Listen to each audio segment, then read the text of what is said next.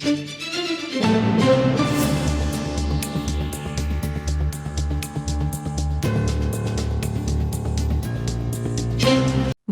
జిల్లా నర్సంపేట నియోజకవర్గం ఖానాపురం మండలం అశోక్ నగర్ గ్రామంలో 12వ శతాబ్దంలో కాకతీయ చక్రవర్తి గణపతి దేవుని కాలంలో నిర్మించిన చారిత్రాత్మక శివాలయాన్ని కూల్చివేయడం దారుణం, అవమానకరం అని నర్సంపేట మాజీ ఎమ్మెల్యే పెద్ది సుదర్శన్ రెడ్డి అన్నారు. 12వ శతాబ్దంలో నిర్మించిన కాకతీయ సామ్రాజ్య అధిపతి గణపతి దేవుడి యొక్క ఆధ్వర్యంలో ఆనాడు నిర్మించబడినటువంటి శివాలయాన్ని వరంగల్ జిల్లా నర్సంపేట నియోజకవర్గం ఖానాపురం మండలం అశోక్ నగర్ గ్రామంలో కాంగ్రెస్ పార్టీ ప్రభుత్వము అవమానకరంగా విధ్వంసం చేసింది. బుల్డోజర్ పాలన అంటే హైదరాబాద్నే కావచ్చు అనుకుంటే చివరికి దేవుళ్ళ మీద కూడా బుల్డోజర్లు పెట్టినటువంటి నీచమైన చరిత్ర రాష్ట్ర ముఖ్యమంత్రి రేవంత్ రెడ్డి గారిది, నర్సంపేట ఎమ్మెల్యే దొంతి మాధురెడ్డి గారిది. దానికి వాళ్ళే సంపూర్ణమైనటువంటి బాధ్యత వహించాలి. విద్యాశాఖ పరిధిలోని స్కూల్ ఎడ్యుకేషన్ డిపార్ట్మెంటు నిర్వహించినటువంటి టెండర్లలో ఇంటిగ్రేటెడ్ స్కూల్ నిర్మాణానికి సంబంధించినటువంటి స్థలాన్ని గుర్తించడంలో, మ్యాపింగ్ చేయడంలో అది 100% ప్రభుత్వ ఆధీనంలో ఉండబడిన ఇతర ఎలాంటి అక్కడ ఏ వ్యవస్థలకు ఏ సెంటిమెంట్లకు ఇబ్బంది కలగనటువంటి స్థలాన్ని మాత్రమే, నాన్ కాంట్రవర్స్ స్థలాన్ని మాత్రమే జిల్లా కలెక్టర్ గారు డిపార్ట్మెంట్కు హ్యాండ్ ఓవర్ చేయాలి. అది రూల్. గతంలో నేను శాసనసభ్యుడిగా ఉన్నప్పుడు అక్కడ సైనిక్ స్కూల్ ప్రతిపాదన వచ్చినప్పుడు సమగ్రమైనటువంటి సమీక్ష నేను చేసిన కలెక్టర్ గారు, ఆర్డీఓ గారు, తహసీల్దార్ గారు, అదేవిధంగా ఆర్కిటెక్ట్ డిపార్ట్మెంటు, దేవాదాయ శాఖ, అదేవిధంగా tribal welfare department, forest department ప్రత్యేకంగా ఇన్ని డిపార్ట్మెంట్లతో సమీక్ష చేసి ఆ ప్రాంతంలో ఆనాడు సైనిక్ స్కూల్ ఎస్టాబ్లిష్ చేయడానికి అనువైనటువంటి స్థలాలను, కొత్త బిల్డింగ్స్ నిర్మాణానికి సంబంధించినటువంటి అవకాశాలను సమగ్రంగా ఆనాడు చర్చించినాం. అప్పుడే స్పష్టమైంది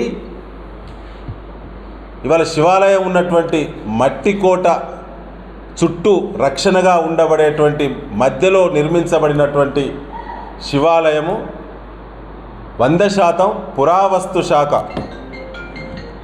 పరిధిలో ఉండేటువంటి ఆస్తి. అది కాకతీయ డైనస్టీలో నిర్మించబడినటువంటి ప్రతి నిర్మాణం కూడా పురావస్తు శాఖదే. ఆ ప్రాంతాన్ని టచ్ చేసే అధికారం రాష్ట్ర ప్రభుత్వానికి అసలుకే లేదని చెప్పి ఆనాడే తేలింది. ఒక కుట్రతో, ఒక స్వార్థ బుద్ధితో అక్కడ స్కూల్ కట్టాలనేటువంటి పేరు మీద బయటికి సమాజానికి మెసేజ్ ఇచ్చి ఆ స్థలాన్ని ఖచ్చితంగా తవ్వాలనేటువంటి దుర్బుద్ధితో, దురాశతో అక్కడ స్థలాన్ని స్కూల్ నిర్మాణం కోసం ఈ ప్రభుత్వంలో ఉన్న పెద్దలు ముందు తెలిసే దాన్ని అప్పచెప్పడం జరిగింది. దీనికి ఖచ్చితంగా స్థానిక ఎమ్మెల్యే మాధురెడ్డి గారు, జిల్లా కలెక్టర్ గారు, స్థానిక ఆర్డీఓ గారు, స్థానిక తహసీల్దార్ గారు ఖచ్చితంగా దీనికి బాధ్యత వహించాలి. దేవాదాయ శాఖ మంత్రిగా ఉన్నటువంటి కొండా సురేఖ గారు కూడా ఈ జిల్లా నుంచి ప్రాతినిధ్యం వహిస్తున్నారు కాబట్టి సంపూర్ణమైన బాధ్యత. తప్పించుకోలేరు. మీరు తప్పు చేసిన దుర్బుద్ధితో, దురాశతో మట్టి కోట రక్షణగా ఉండేటువంటి ఏ టెంపుల్ అయినా, హిస్టారికల్ టెంపుల్ టచ్ చేయడానికి ఏ ప్రభుత్వం ఎక్కడ అనుమతించే అవకాశమే లేదు. అనేక కోర్టు కేసులు ఉన్నాయి, కోర్టు జడ్జిమెంట్లే గతంలో, ఎక్కడ కూడా టచ్ చేయడానికి లేదు. కేవలం కాంట్రాక్టర్ ఎవరు? నర్సంపేట నియోజకవర్గంలో దొంతి మాధవరెడ్డి గారే కాంట్రాక్టర్. కాంగ్రెస్ పాలనలో మాధవరెడ్డి గారు మాత్రమే కాంట్రాక్టర్, మరొకరు చేసే అవకాశమే లేదు. తనకు ఒకవేళ శ్రీమాత కన్స్ట్రక్షన్ కంపెనీకి అర్హత లేని వర్క్ ఉంటే ఇతర పేరు మీద వేసుకుంటాడు, కానీ కాంట్రాక్టర్ మాత్రం మాధవరెడ్డి గారే చేస్తారు. ఇది కాంగ్రెస్ పార్టీ కార్యకర్తలకు అందరికీ తెలిసిందే, ప్రభుత్వ పెద్దలకు తెలిసిందే. ఇలాేమి అనుమానపడాల్సిన అవసరమే లేదు. ఇవాళ కాంట్రాక్టరే దొంతి మాధవరెడ్డి గారు. ఇంటిగ్రేటెడ్ స్కూల్ సంబంధించి బినామీ పేరు మీద మాధవరెడ్డి గారే కాంట్రాక్ట్ పనిచేస్తున్నాడు. ఇలా బుల్డోజరే మీది, టిప్పర్లు మీవే. అర్ధరాత్రి దొంగల వలె శివాలయాన్ని ఎందుకు ధ్వంసం చేసిండ్లు మాధవరెడ్డి గారు సమాధానం చెప్పాలి. మొన్న కలెక్టర్ గారితో కలిసి శివాలయం విధ్వంసమైంది అని చెప్పి వార్తలు పత్రికలో వచ్చిన తర్వాత కలిసి వెళ్ళి ఏం మాట్లాడిండు? ఇక్కడ టెంపుల్ ఉన్నట్టు తెలియదు, స్కూలు నిర్మాణానికి అనువైన స్థలము, అన్ని బుషెస్ చెట్లు పెరిగి ఉన్నాయి, చెట్లు క్లియర్ చేసుకోవచ్చు, అనువైన స్థలమే అని చెప్పి అనుకొని మేము స్కూల్ నిర్మాణం కోసం ఇచ్చినాము. తర్వాత తెలిసింది లెవెలింగ్ చేస్తా అంటే అక్కడ టెంపుల్ ఆనవాళ్ళు వెళ్ళినాయి అని చెప్పి. మీ ఆత్మకు తెలుసు మాధవరెడ్డి గారు, మీరు 30 ఏళ్ళుగా నర్సంపేట నియోజకవర్గంలో రాజకీయాలు ఉన్నారు కదా, 5-6 సార్లు ఎమ్మెల్యే పోటీ చేసినావు కదా, 2 సార్లు ఎమ్మెల్యేగా పనిచేస్తున్నావు కదా, రెండోసారి అశోక్ నగర్లో మట్టికోట రక్షణగా శివాలయం ఉన్న విషయం మీకు తెలియదా? మీరు ప్రమాణం చేసి నియోజకవర్గ ప్రజలకు నిజం చెప్పే దమ్ము ధైర్యం మీకుందా? అక్కడ టెంపుల్ ఉన్న విషయం అశోక్ నగర్ ప్రజలకు తెలుసు, పాకాల పర్యాటకులకు తెలుసు, జిల్లా ప్రజలకు తెలుసు, కాకతీయ డైనాసిటీ చరిత్ర మీద అవగాహనటువంటి ప్రతి చరిత్రకారుడికి తెలుసు.